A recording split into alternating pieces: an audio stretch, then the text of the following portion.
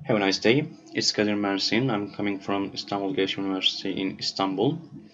Uh, I couldn't come to Sakarya because of my father. He's sick and I took him to hospital. So this is a surprise video for me. I'm at the studio of Istanbul Gelisim University. I'm at this video recorded. Well, I'm sorry about my English because this is my first presentation in English. I don't want to make you bored, so I'm starting now. I'll talk about the importance of container trade in maritime transportation, and I made some estimation about container transportation in Turkey, especially imported and exported containers in 2019. And I'm gonna talk about the project which is built in Turkey, especially hub project. Well, let's start. First of all, we have to talk about evolution of container and container ships. Container is the most important figure for maritime transportation, especially if we talk about transportation in the world. Maritime transportation has a big part of this transportation. 90% of this transportation made by maritime transportation, because maritime transportation is the cheapest transportation mode. So this is very famous for transporters. The container idea came from McLean in 30s. In the late 90s, McLean sold the company to Maersk, and the company he founded now lives under the name Maersk Sea Land. In container transportation, Ideal X, which was converted from a T2 tanker, is referred to as the first container carrier. This ship departed from New York port in 56, and 58 containers were taken to Houston port. 58 containers is nothing for today, because now thousands of steel containers are transported. The first vessel designed to carry only containers is Maxton, which can carry 60 containers, converted from tankers in 1956. You can see the evolution of container ships. First, early container ships, 1956, 502, and now 2013, 18,002.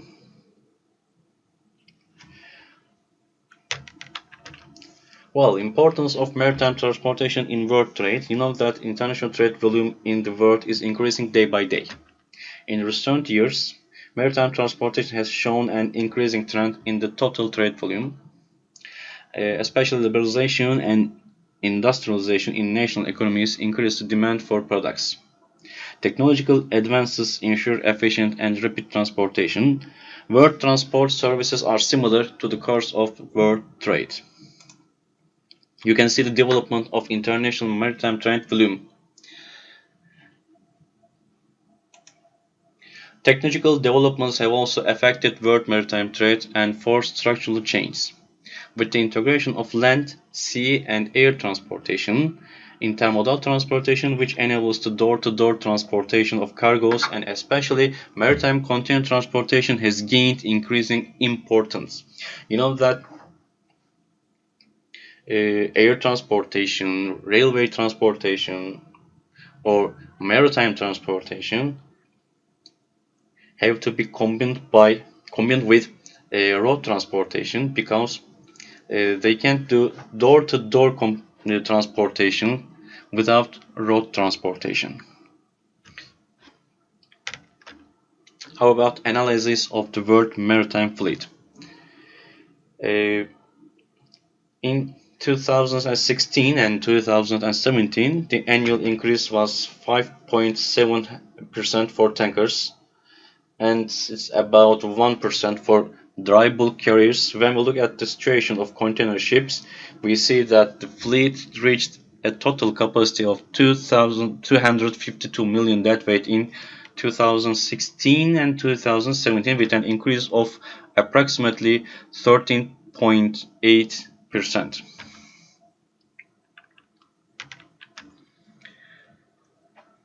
Analysis of world container trade. Despite the negative effects of the global economy crisis, regional conflicts, and political uncertainties in the period between 1990 and 2012, the world container trade has grown continuously, except for 2008 and 2009 period. You know that this crisis, which is named mortgage crisis,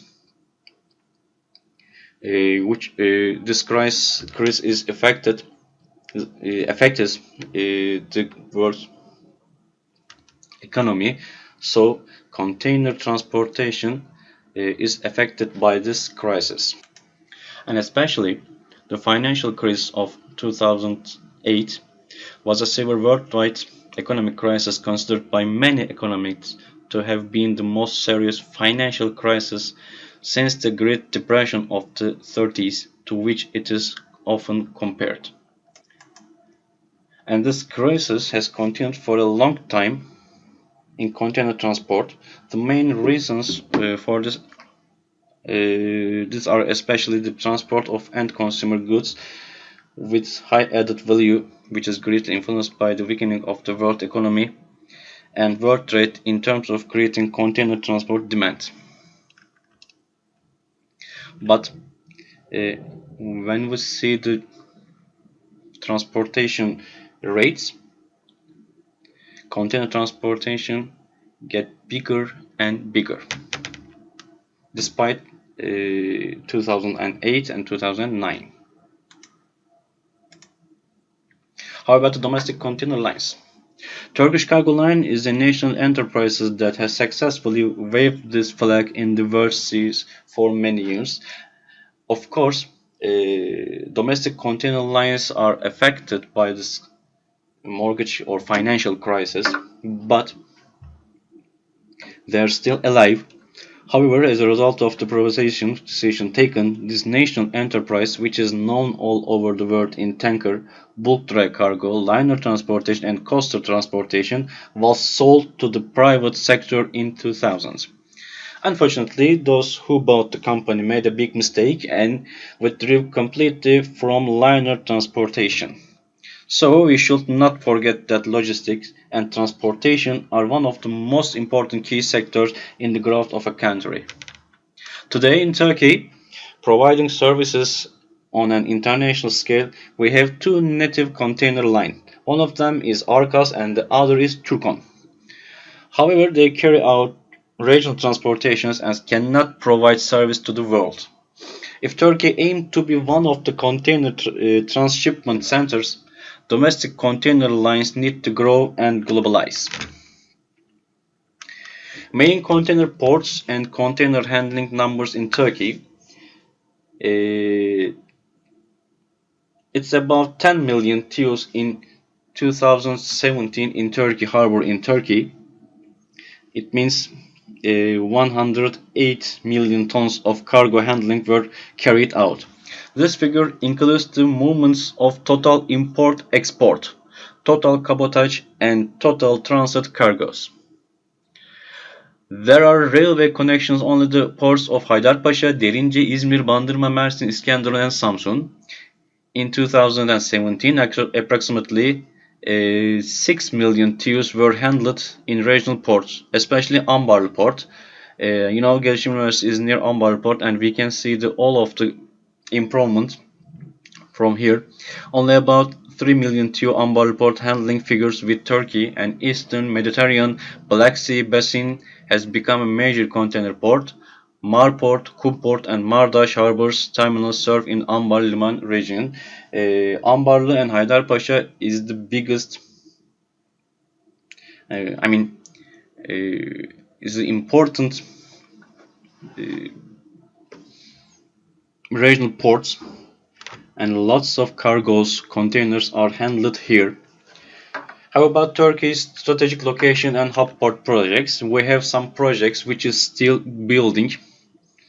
For North Aegean Çandarlı Container Port, project of MERSİN Container Port, project of Filyos Port, Asya Port, DP World Yarımca Container Terminal, and Petkim Container Terminal. I'm gonna talk about this 6 project. One of them is North Aegean Çandarlı Container Port. The North Aegean Port is planned as a long-term solution to meet the increasing freight demanded of the Aegean region. Also, the planned port will serve transit transportation in the Eastern Mediterranean and serve the country as an alternative to the ports of Greece and Cyprus that meet the transport demands of the Middle East, Black Sea countries, the Balkans, and the Caucasus region. Failure to build the North Aegean Port may cause the Aegean region cargoes to shift the Marmara region in the coming years. This project will increase Turkey's total container handling capacity. 1800 meter long breakwater was built to protect against bad weather conditions. There will be a 2000 meter long dock, 800,000 meter square container stacking area, and 800,000 meter square logistics area in order to accommodate larger container ships in the port. The port will be connected to the existing roads and railway in the region. The port will be able to serve 6,300 meter container ships at the same time. This is important, especially there are lots of big container ships, and they can't come to port, and also there are too many ships that cannot dock.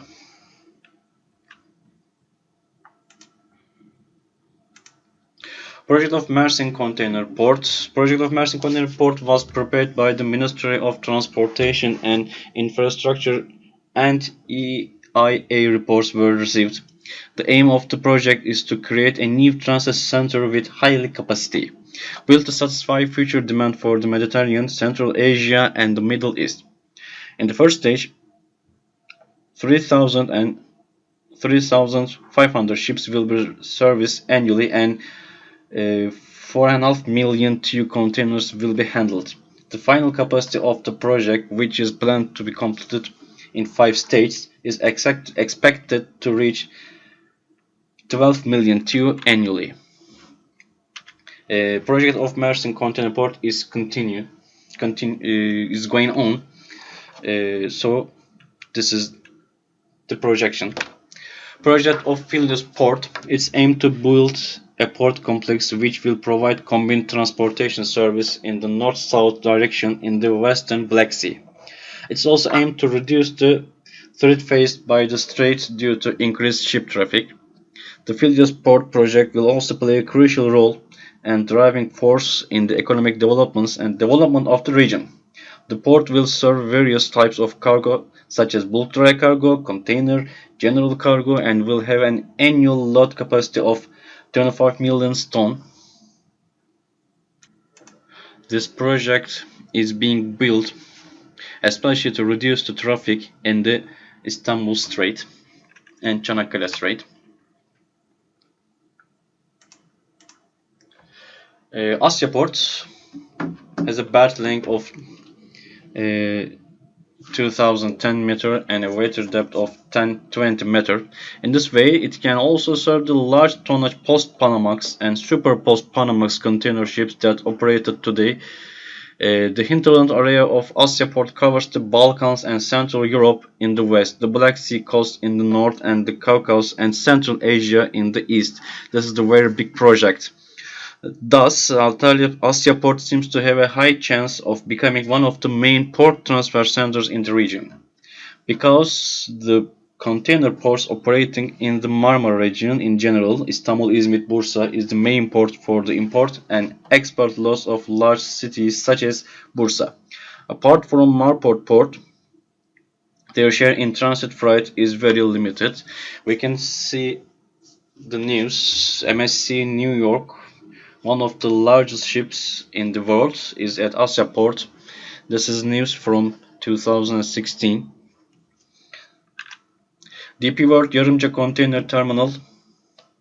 Half of DP World Container Terminal, 1.3 million TEU, is one of Turkey's largest container terminal by capacity and conducted by DP World of all equity investment. Low carbon emissions and supply chain equipped with environmentally friendly technology to the efficiency.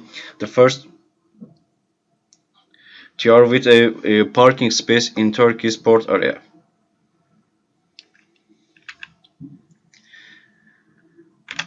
And we can see Petkim Container Terminal, and the Petkim Container Port, established in the Alia region in the Aegean, will initially have a capacity of 1.5 million TEU. The capacity of the region will increase to 4 million TEU according to container and general cargo demand.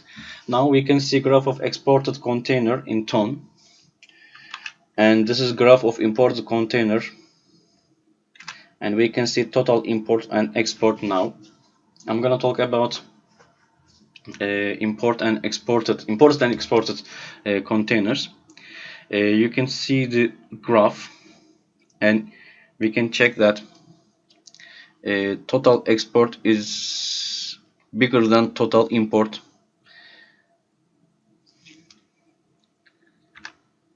And we can see the datas. There are some increasing and decreasing. Now we can compare this gross national product. We can see some similarity.